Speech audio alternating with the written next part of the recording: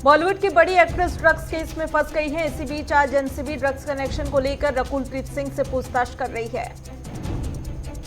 Kuan company की manager करिश्मा प्रकाश से भी आज एनसीबी ड्रग्स कनेक्शन को लेकर पूछताछ कर रही है। करिश्मा दीपिका की मैनेजर हैं। एनसीबी ने दीपिका पादुकोण को कल पूछताछ के लिए बुलाया है। दीपिका हाल ही में पति रणवीर संग गोवा से मुंबई पहुंची हैं। ड्रग्स मामले में नारकोटिक्स कंट्रोल ब्यूरो के जोनल यूनिट की टीम मुंबई में 3 अलग अलग स्थानों पर छापेमारी कर रही है। किसानों ने आज कृषि बिल के विरोध में देशव्यापी बंद बुलाया है। इसमें भारतीय किसान यूनियन समेत 31 संगठन शामिल हो गए हैं। किसान संगठन को कांग्रेस, आरजेडी, समाजवादी पार्टी, अकाली दल, आप, टीएमसी समेत कई पार्टियों का साथ मिला है। अलग अलग पार्टियां भी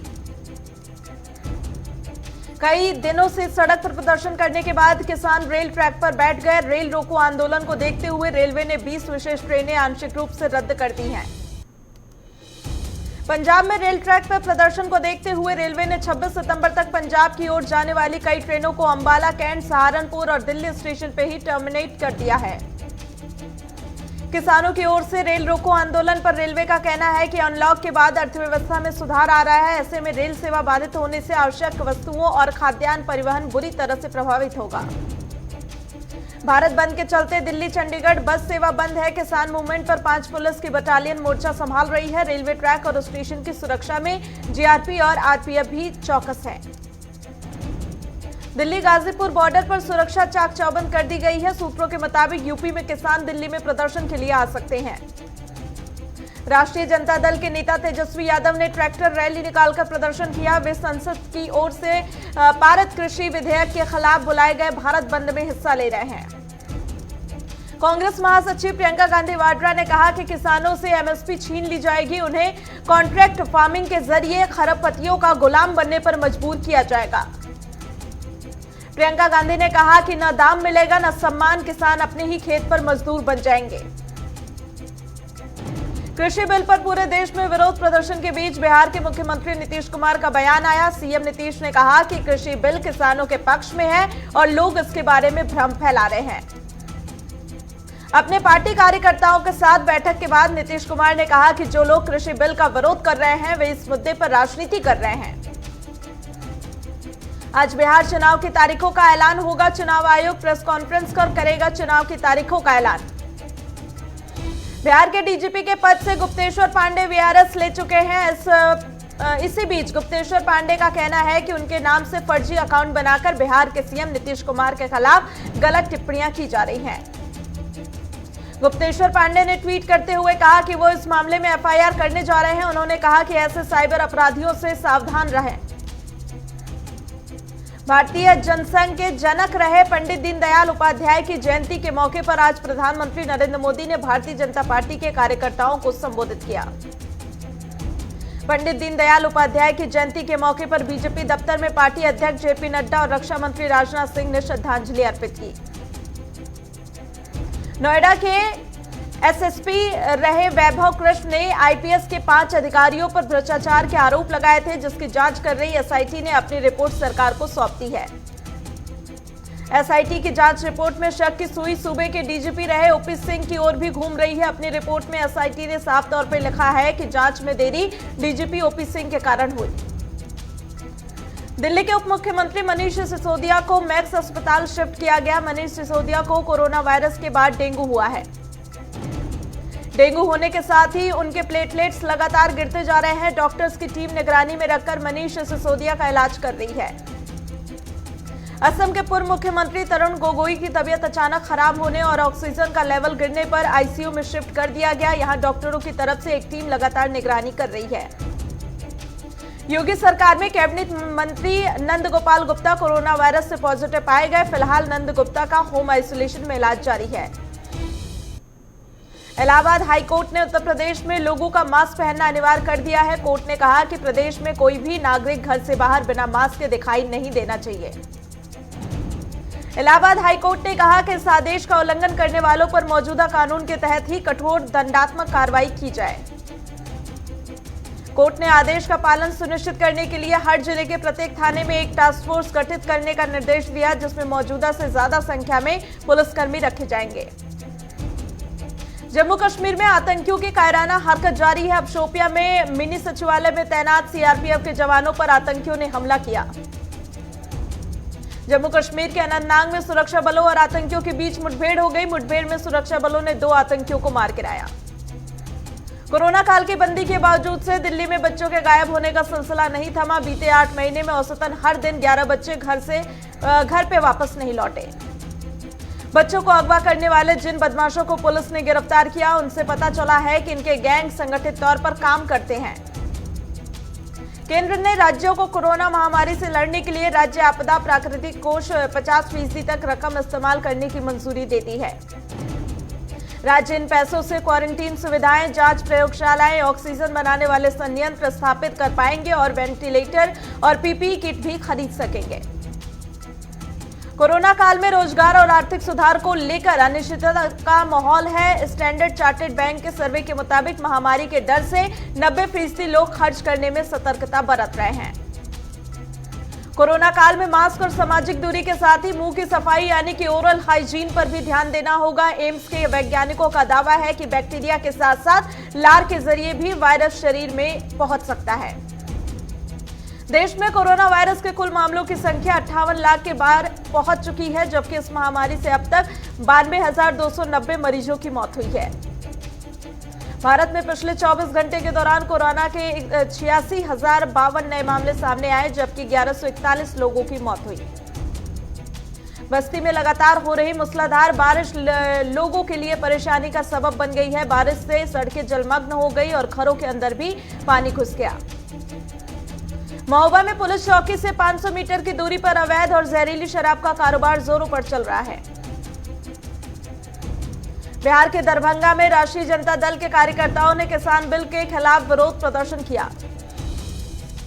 कृषि बिल के खिलाफ किसानों के प्रदर्शन के मद्देनजर दिल्ली उत्तर प्रदेश सीमा के पास भारी पुलिस बल को तैनात किया गया। साहिबगंज में लगातार 4 दिनों से हो रही मूसलाधार बारिश की वजह से उत्तर वाहिनी गंगा नदी उफान पर है, जिसकी वजह से बाढ़ग्रस्त इलाकों पर बसे लोगों की मुश्किलें बढ़ गई हैं। साहिबगंज के मोतीनाथ धाम बाबा नगरी पर बने पार्क में बारिश ने जमकर कहर बरपाया। गिरिडीह में एसीबी की टीम ने राजस्व कर्मचारी को 3500 रुपए घूस लेते हुए गिरफ्तार किया। कर्मचारी ने जमीन का म्यूटेशन करने के नाम पर रिश्वत मांगी थी। राजस्थान में रोजगार के मुद्दे को लेकर डूंगरपुर सुलगोठा हाईवे पर प्रदर्शनकारियों ने पुलिस पर पथराव किया और पुलिस अधीक्षक की जीप में आग लगा दी।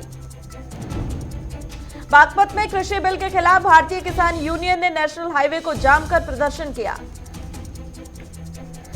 भारत बंद के चलते दिल्ली चंडीगढ़ बस सेवा को बंद कर दिया गया। किसानों के प्रदर्शन को लेकर अंबाला जिला प्रशासन पूरी तरह से चौकन्ना है। बेलगाम में पुलिस ने गांजा तस्करों पर शिकंजा कसना शुरू कर दिया। पुलिस ने छापेमारी कर 18 किलो गांजा के साथ एक व्यक्ति को गिरफ्तार किया। बेलगाम के अथड़ी शहर में नगर पालिका और पुलिस अधिकारियों ने मास्क न पहनने वालों पर 100 रुपए का जुर्माना लगाया। बाराबंकी में अस्पताल से एम्बुलेंस न मिलने के कारण एक युवक को अपनी पत्नी के शव को ठेले पर लादकर घर ले जाना पड़ा। मैनपुरी में पुलिस ने व्यापारी अपहरण कांड का खुलासा कर दिया। व्यापारी ने खुद ही पूरी साजिश रची थी। हरदोई में पुलिस ने प्रशासन के साथ मिलकर माफियाओं पर बड़ी कार्रवाई करते हुए 64 लाख की संपत्ति को जब्त किया। पीलीभीत में ग्रामीणों ने डीएम को शिकायत पत्र देकर ग्राम प्रधान पर करोड़ों रुपए के घोटाले का आरोप लगाया है। उन्नाव में बीजेपी नेता कोविड नियमों की धज्जियां उड़ा रहे हैं। बीजेपी नेता ममता सिंह भारी भीड़ के साथ जनसंपर्क कर रही हैं। सोनभद्र में पुलिस ने युवती की हत्या का खुलासा कर दिया। पुलिस ने हत्या में शामिल आरोपी पति समेत उसके साथी को गिरफ्तार किया। अमृतसर में किसानों ने कृषि बिल के खिलाफ आंदोलन तेज कर दिया। किसान रेल की पटरियों पर बैठे हैं। दिल्ली के नंदनगरी में हुए सड़क हादसे में 3 लोगों की मौत हो गई। गुस्साए लोगों ने सड़क पर जमकर हंगामा किया। उदयपुर के गांव में दुकानों में शॉर्ट सर्किट होने से आग लग गई। आग की चपेट में आने से 3 लोग बुरी तरीके से झुलस गए, जिन्हें अस्पताल में भर्ती कराया गया।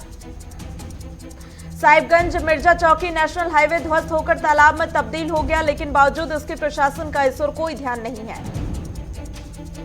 चामराजनगर में हिरणों को शिकार करने वाले व्यक्ति को रंगे हाथों ने वन अधिकारियों ने गिरफ्तार कर लिया है।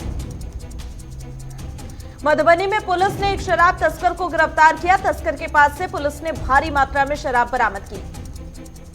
पटना में राष्ट्रीय लोक समता पार्टी की अहम बैठक हुई। बैठक में महागठबंधन में लगातार हो रहे रालोसपा की अनदेखी को लेकर चर्चा की गई। पंजाब के गीदड़बाहा में किसान बिल के खिलाफ भीम आर्मी ने रोष मार्च निकालकर सरकार के प्रति रोष व्यक्त किया। भवानीखेड़ा में परिवहन विभाग के 2 कर्मचारियों ने बस स्टैंड परिसर की तस्वीर बदल दी। कर्मचारी पिछले 2 साल से बस स्टैंड परिसर में पेड़ पौधे लगा रहे हैं। पानीपत में ट्रिपल मर्डर की वारदात का पुलिस ने खुलासा कर दिया। पुलिस ने एक युवक को गिरफ्तार किया। युवक ने कुछ दिन पहले अपनी पत्नी, सास और साली की हत्या कर दी थी। इनेलो महासचिव अभय चौटाला ने कहा कि दुष्यंत चौटाला और चौधरी रंजीत सिंह अगर अपने आप को चौटाला परिवार का वंशज कहते हैं तो उन्हें अपना पद छोड़ देना चाहिए।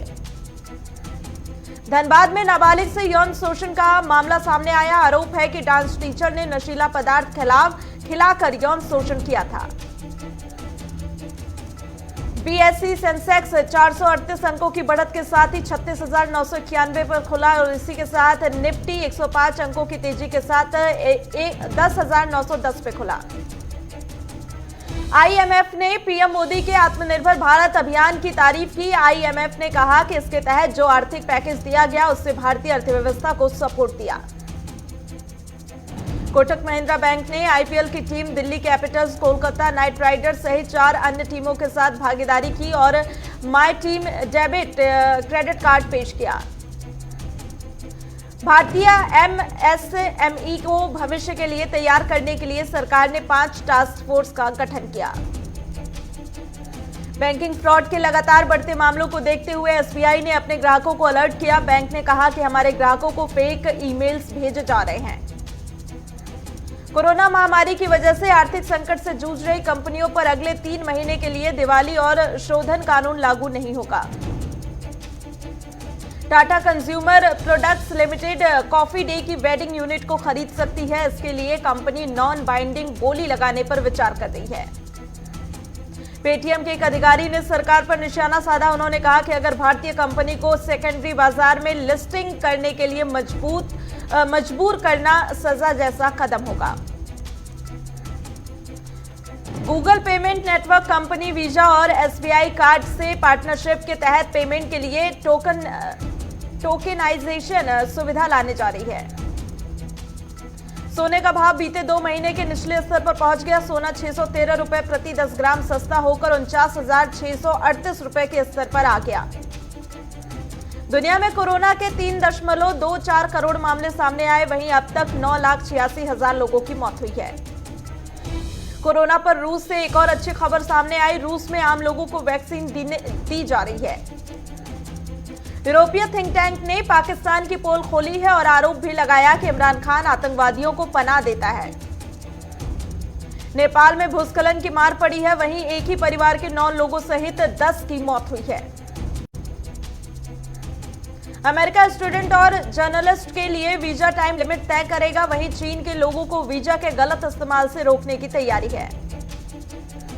पाकिस्तान में सूफी संगठन ने 110 साल पुरानी सिख पांडुलिपियों को गुरुद्वारे को सौंप दिया। पाक में एक पीर के घर पे 90 साल से सुरक्षित रखी हुई थी। भारत ने यूएन पे लड़कियों और बच्चों के प्रति संवेदनशील नीतियां बनाई है। जबरन विवाह को रोकने के लिए रणनीति अपनाई है। चीन ने चीन विरोधी 2 ऑस्ट्रेलियाई विद्वानों के प्रवेश पर प्रतिबंध लगा दिया। ग्लोबल टाइम अखबार ने यह जानकारी अज्ञात स्रोतों के हवाले से दी है। पाकिस्तान सरकार ने पूर्व प्रधानमंत्री नवाज शरीफ के छोटे भाई पर 7 अरब रुपए के धन शोधन का मामला दर्ज कराया और 2008 से 2018 के बीच पंजाब के मुख्यमंत्री रहे हैं। सीआईसीए की बैठक में भारत ने कहा कि पाकिस्तान आतंकवाद पर लुका छुपी छोड़े। कश्मीर भारत का अभिन्न हिस्सा था और रहेगा। विकास गुप्ता ने एनसीबी की तारीफ की, जिन्होंने कहा कि सुशांत केस में एनसीबी बेहतरीन काम कर रही है। 1 महीने से कम वक्त में एनसीबी ने काफी जांच की है। एक्टर शेखर सुमन का कहना है कि ड्रग्स के एंगल की वजह से सुशांत के केस का मुद्दा भटक गया। लोगों का ध्यान ड्रग पेडलिंग पर चला गया है। दिग्गज प्लेबैक सिंगर एसपी बाला सुब्रमण्यम की तबीयत एक बार फिर से बिगड़ गई है। जानकारी के मुताबिक उन्हें लाइफ सपोर्टर सिस्टम पर रखा गया है। अभिनेता सलमान खान ने कहा कि पिछले 6 महीने में काम नहीं करना मेरे लिए सबसे ज्यादा तनावपूर्ण रहा है। अभिनेत्री दिशा परमार कोरोना पॉजिटिव पाई गई हैं। उन्होंने इस बात की जानकारी इंस्टाग्राम के जरिए दी। गुरुवार को खेले गए आईपीएल के छठे मुकाबले में पंजाब ने बेंगलुरु पर शानदार जीत दर्ज की। पंजाब ने बेंगलुरु को 97 रनों से हरा दिया। पंजाब के कप्तान केएल राहुल ने 132 रनों की शतकीय पारी खेली। राहुल ने अपनी बेहतरीन पारी के लिए प्लेयर ऑफ द मैच चुना गया। मैच के बाद कप्तान कोहली ने कहा कि यह मैच हमारे लिए अच्छा नहीं रहा। हमने राहुल के कुछ कैच छोड़े जिसका खामियाजा हमें भुगतना पड़ा। आईपीएल के 7वां मुकाबले में चेन्नई सुपर किंग्स और दिल्ली कैपिटल्स के बीच टक्कर होगी। ये मैच शाम 7:30 बजे से खेला जाएगा। ऑस्ट्रेलिया के पूर्व क्रिकेटर डीन जोन्स का दिल का दौरा पड़ने से 59 साल की उम्र में निधन हो गया।